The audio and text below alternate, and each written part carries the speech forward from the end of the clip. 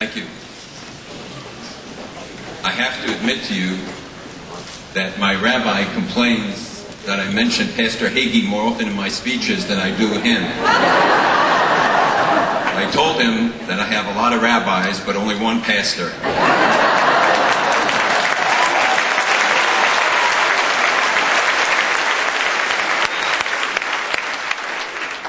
And I have developed a great affection for him, especially since I came here 4 years ago and as I've had the opportunity to watch and to help the creation of Kufi.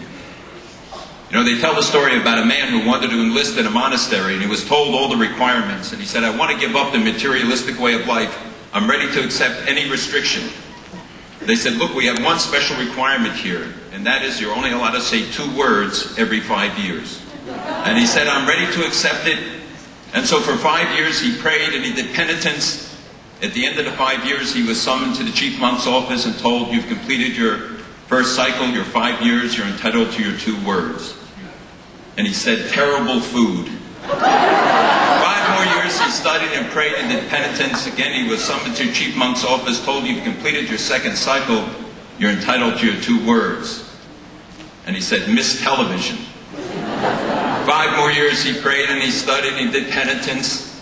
He'd completed his 15th year and he was summoned to the chief monk's office and told, you've completed your 3rd cycle, you're entitled to your 2 words. And he said, hard bed. 5 more years he prayed and he did penitence. He now completed his 20th year and he was summoned to the chief monk's office and told, you've completed your 4th cycle, you're entitled to your 2 words.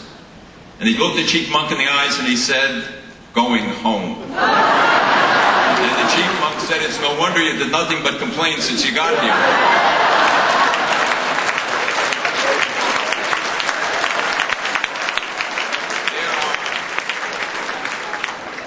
There are indeed many things to complain about, certainly in regard to developments over the past year. Yesterday, the portion of the Torah, of the Bible that was read in synagogues around the world, was the first chapter of Genesis, Bereshit, the story of the creation, the opening of the 5 books of Moses. In the description of the creation, there follows the assertion, and God said, it was good. Vayar ki tov. Did God need to compliment himself? He's the ultimate perfection. Because it was a message for us that sometimes we have to step back, even and especially when things look bleak. It is important to take note of the good, of the positive, of the miracles which we often ignore. This enables us to put the bad, the negative events, the challenges into proper perspective. For to ignore the good will distort and mislead us.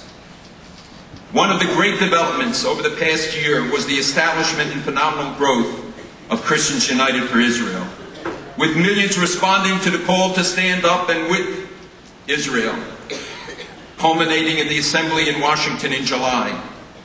The administration, the Congress, the American people, and the world took note of your message. It was heard throughout. America and Israel need each other. They share values, worldviews, fundamental commitments.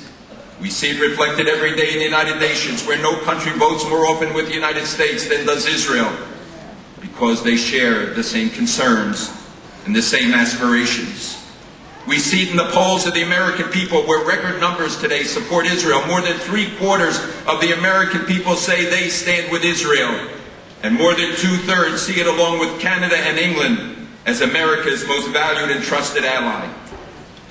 Pastor Hagee once likened the incredible response to Christians United to the champagne shooting out of a bottle when the cork was removed. We pray and hope that your cup will continue to runneth over, that the pent-up demand has finally found an outlet, a way to give expression.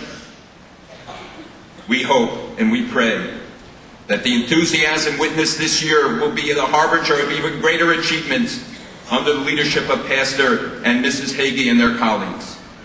Mrs. Hagee addressed the huge rally we recently sponsored across from the United Nations, when Iran's President Ahmadinejad was among the world leaders attending the opening of the General Assembly session.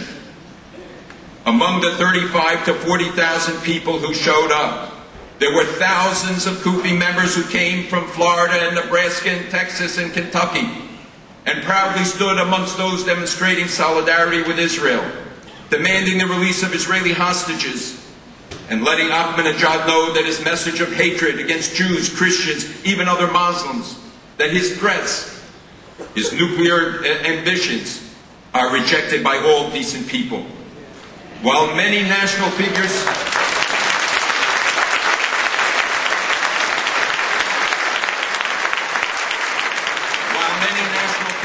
addressed the gathering, it was Diane Hagee who got the loudest applause.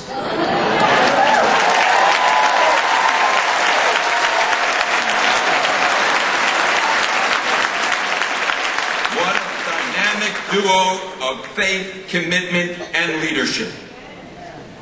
I came tonight, first and foremost, to express hakarat hatov, to thank you, to thank them, and all of those across the country who have aligned with this great cause. We deeply appreciate it. We value and reciprocate your love and friendship. Indeed, Vayar ki tov, it is good. Rashi, the great biblical commentator, who was born in the year 1040, and whose commentary is essential to understanding the Bible, and he wrote in his monumental works that covers virtually all of the scriptures in the Talmud. But in the very first note, in the first commentary to the Bible, he quotes his father, Rabbi Yitzchak, Rabbi Isaac. And the father asks, why did the Bible not start with the first commandment? Why does it start with the story of creation? And he answers 1,000 years ago that when there will be people who will arise who will say, you stole the land of Israel, you will remind them that God created the earth and he gave it to the Jewish people.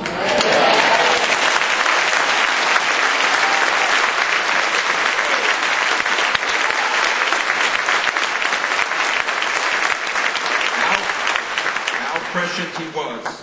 Around the world we see the efforts to delegitimize Israel, to deny thousands of years of history, let alone the divine promise. Terrorists, dictators, haters of all kinds join the chorus of those seeking to end the existence of the Jewish state. We saw the blueprint emerge from the UN-sponsored conference in Durban a few years ago, a conference that was to deal with hatred, bigotry, xenophobia, discrimination, turned into a vile, blasphemous orgy of Israel-bashing anti-Semitism and venom against the United States, just for good measure.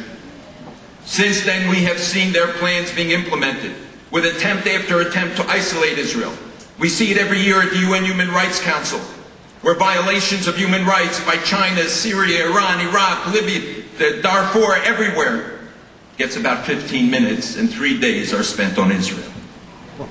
It's an attempt to denigrate its sovereignty and to deny its legitimacy. Campaigns in Europe abound based on blatant lies, distortion, and misinformation, with leading publications and academics joining in. Even in our own country, we have witnessed this year 2 professors, Professor Walt of Harvard and Mearsheimer of Chicago, cowering behind the protective veneer of academic freedom and the ivory tower, publishing a sophomoric paper which no high school teacher would give a passing grade, that ascribes any pro-Israel stance by the United States to the nefarious manipulation of pro-Israel organizations. Why Mearsheimer last week even put the onus for 9/11 on the relationship with Israel and its supporters. In the tradition of the haters to whom they have given new energy and some legitimacy by invoking their associations with Harvard and University of Chicago, they do not make a factual case. 41 pages of footnotes and not one an original source, and almost all the quotes attributed to Israeli leaders come from hate websites. Any wonder that David Duke lauded the paper, much to their embarrassment. Now these professors are being invited and feted at universities and on campuses, at the Council on American-Islamic Relations, an organization that has the distinction of having 4 or 5 of its key leaders in jail for aiding and abetting terrorism, and of course NPR loves having them on. We cannot and must not allow them to poison the minds of our youth on campus. This is a cancer that starts amongst the elite and spreads, unless repudiated by all of us. One can criticize Israel, even hold it to a higher standard, but not a double standard an impossible standard that denies truth and reality. Look at the coverage of the recent war against Hezbollah. The dominant media theme was one of moral equivalence, a democracy defending its citizens, and a vicious terrorist group that violated Israel's sovereign borders, kidnapped its soldiers, and fired more than 4,000 missiles from within Lebanese civilian populations and Israeli civilian populations. And we saw the deliberate distortions time and time again. Reuters had to remove 950 pictures taken by a photographer because they were all doctored. They showed scenes that never occurred, yet they ran on front pages of newspapers in this country and around the world. We saw reporter Ricks, a top reporter at the Washington Post, say that Israel didn't take out all of the launchers because they wanted an excuse to continue the bombing. He first attributed it to information he got from an Israeli official. Then when interviewed later, he said, no, we got it from an American official. Then he admitted he got it from no one because it was made up. The same story about the ambulances, which the Prime Minister of Australia said, it's enough, somebody has to tell the truth, this is all fiction. Those were two rotten out ambulances. Did you ever see a missile make a perfect hole, or was it because a ventilator was removed from the roof? And now we see in France a trial dealing with the killing of Mohammed al-Dura, the 12-year-old who became the poster child of the Intifada. You all saw his picture cowering behind his father, taken by French television. Israel condemned day after day after day for something that never took place. Because now the findings are, both by German and French investigators, that they were probably not even shot. There is no evidence of any blood, and if they were, the Israeli troops couldn't have shot them from where they were. And yet how quick media is, and so many are, to jump on Israel's case. They talk of war crimes. Who is guilty of war crimes? Those who put missiles in civilian populations, or those who defend citizens against such attacks? Israel flew 3,000 sorties, yet less than 1,000 people were killed. That means that in 2 out of every 3 sorties, no one was killed. Is that pinpoint bombing? Is that an attempt to avoid civilian casualties? Is there any army in the world that can claim such a record? Israel used less than 10% of its force, but it dealt a heavy blow to Hezbollah. We saw the rally last week and not one weapon shown. Nasrallah had to hide underground and continues to hide underground, which is where he belongs. Arriving nothing to do.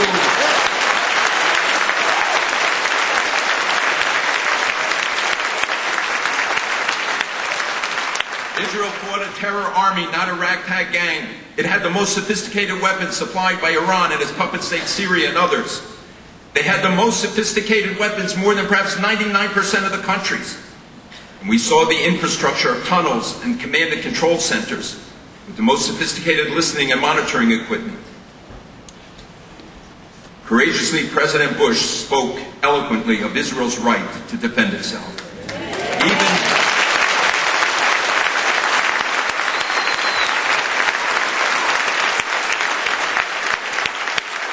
Even when others tried to pressure for an immediate ceasefire that would have rewarded Hezbollah, and again send a message to all of the terrorists that the West is weak, it can be cowed, and that capitulation is the mode of the day. The war on terror involves Israel and the United States, and too few others, like Canada, Australia, and England. For 50 years, Israel was on the front line of this war, often alone, and paid a heavy price for it. The American people, especially after September 11th, have come to understand that this is not about territory or occupation or policy. It's a war about values. It's not something we did wrong. It's who we are. It's what we believe. It's democracy, justice, freedom, the rights of women, education. It's our cherishing life.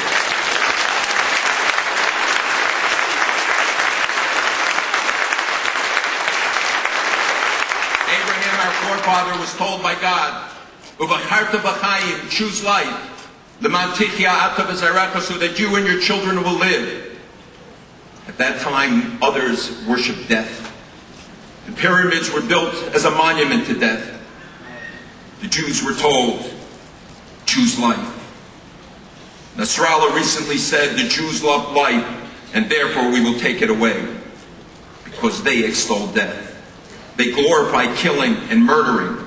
Fulfillment is not in the good you do in life, but the horror you wrought in death. They are cowards by their nature, terrorists. They do not take on military forces. They send other people's children to die, not their own. And whenever they're caught, they give up. They don't fight. Their goal is to break the spirit, the hope. It is to take away our future. They will not succeed.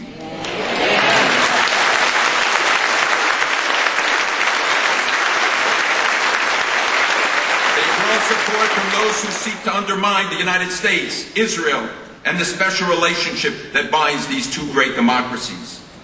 General Giordano recently said that war in the 21st century will not be about territory captured or enemies killed. It will be about will and perception. Do we have the will? Do we have the patience, the vision, the determination? Our enemies count on our impatience, and they say so. Just wait. They will tire of it. Look how Iran has ridiculed our European negotiators for more than 3 years. They lied to them, they distorted, they misrepresented, and they keep coming back. North Korea announced its nuclear intention and implemented it, and there were no repercussions. It thus became the model for Iran. Iran saw that if you stand up to the West, they will do nothing. Then Iran showed North Korea that the threats of the United Nations actions are meaningless. So North Korea shot missiles into the Sea of Japan. Iran escalated its nuclear program and continued to threaten to destroy Israel, deny the Holocaust, threaten Jews, Christians, Baha'i, Hindus, and other Muslims who do not conform to their extremist ideology because they know there is no price. They fed each other. Too often in history, we fail to heed the warnings. When Hitler published Mein Kampf in 1923, nobody took it seriously. We have to learn that dictators tell the truth. Leaders of democracies often lie, but dictators tell the truth. Ahmadinejad means what he says and says what he means. We cannot allow ourselves to be intimidated as the Europeans have. We have to face the realities, and we have to stand up against it. What we are talking about is the future security of our children and our grandchildren, the kind of world they will live in.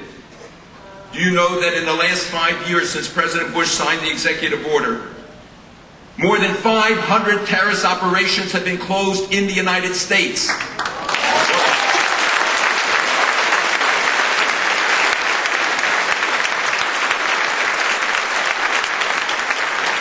The war is here and now. It's not somebody else's war. It's everyone's war. Those who hate the Jews never stop there. As members of Christians United, I welcome you to the so-called conspiracy. But it is not one of smoke-filled rooms or meeting in dark alleys. It is not of plotting against others or designs for domination. It is instead one of love, publicly declared. It is one of commitment that extols the values, norms, and biblical imperatives that we hold dear. It involves citizens of all kinds, religious leaders and followers, the President, Congress of both sides of the aisle. It is one of reaffirmation of the founding principles of this great country. One last point. This is the 40th anniversary of the reunification of Jerusalem, the liberation of Jerusalem. Let us not take it for granted.